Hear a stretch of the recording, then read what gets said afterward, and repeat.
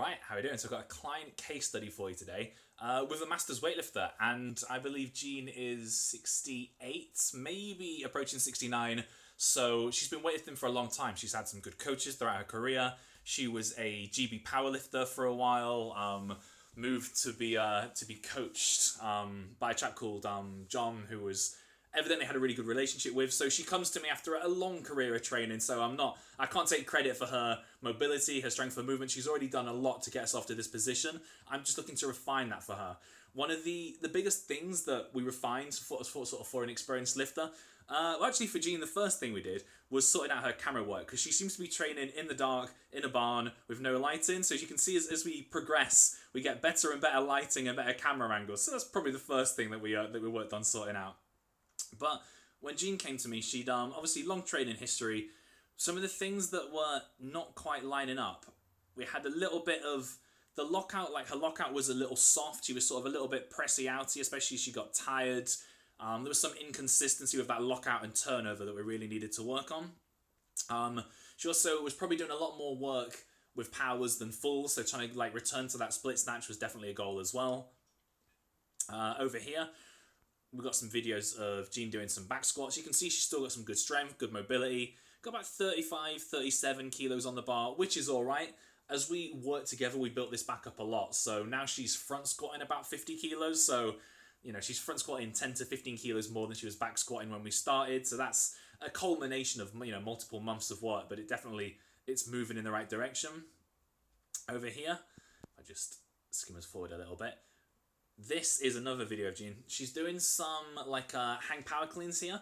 The only thing you can sort of notice is that the turnover's a little slow. You see that her elbows are just coming through a little bit slow, and she's not quite locking the bar out back where we want it. It's sort of just drifting forwards a little bit. So some of the stuff that we started to work on after this, well, we did a little bit of shoulder and thoracic mobility work and just really focusing on pushing that bar back.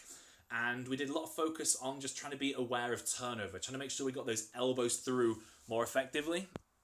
If I just skip us forward just a little bit, we can see we've got, after not too much time, an improvement in, my video's fighting me there. I'm just going to let it play out. But you can already see some improvement in turnover and in lockout for the snatch. In these, got the split snatch reintroduced.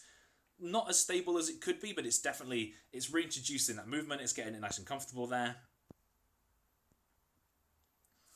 As we go forward, you can see more and more we have some power snatches here, but lockout's getting better. We're getting more stable. We're shifting weight more, I guess, what's the word? More consistently, I think is probably the best way to put it. We're going to go forwards again. And now, considering I think we started when we were programming, we're doing clean and jerks at 26 to 28. This is 40 kilos on the bar, so it's a big improvement in terms of PBs. Nice split clean. And then a solid jerk, solid lockout for a nice PB. We have exactly the same occurring over here with the snatch. We've got 30 kilos on the bar. So I'm just going to just let this one play out. So the main things we were looking for on this were making sure that she was getting underneath the bar, getting a solid lockout, making sure that we weren't pressing the bar out. When we started, though, just the turnover was a little sloppy and it was a bit press outy. So you can see very solid lockout, nice stable catch. Very confident in that position, even enough to lower the bar down with a lot of control afterwards. So big improvements there. And alongside all this, probably worth pointing out that we've still been doing a lot of strength work. I mentioned that we brought her front squat up to about 50. We've also been bringing up her deadlift alongside this and her pulling strength to make sure that she's super comfortable off the floor. So we've got, I believe, about 65 kilos here for a set of 4. As you can see, chest up, back flat, looking nice and strong. I don't know how many 68, 69-year-olds that can deadlift 65 for multiple reps, but phenomenal work. And it's the strength base that's gonna carry her through really nicely.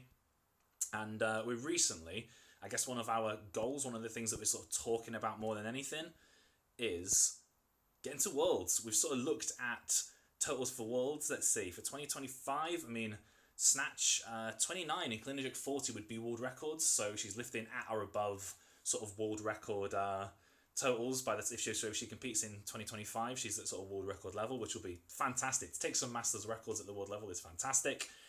Women's 65, if she was to compete now at World, she's very, very close. I mean, we're talking 42 clean and jerk. It's not bad. Oh, sorry, snatch 42, clean and jerk 54. So that's definitely a bit further off.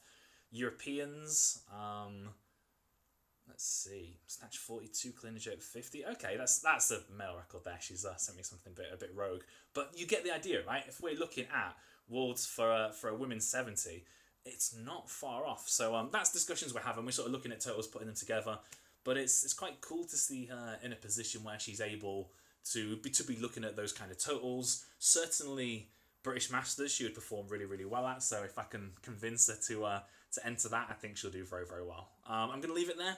As a case study, I just wanted to sort of run you through kind of the technical pointers that we would look for, like the kind of, with an experienced lifter, you're not going to be making major humongous changes. You're looking for small details and you're looking, okay, how can we improve those over weeks and months to gradually bring up that total whilst bringing up strength alongside it. So that's exactly what we've done with June. And if you're a masters lifter, maybe that process might look somewhat similar for you. So I hope that's been useful. There's plenty of other videos on this page, so feel free to have a look through them if there's anything useful there, and I'll catch you soon. All right, see you in a bit.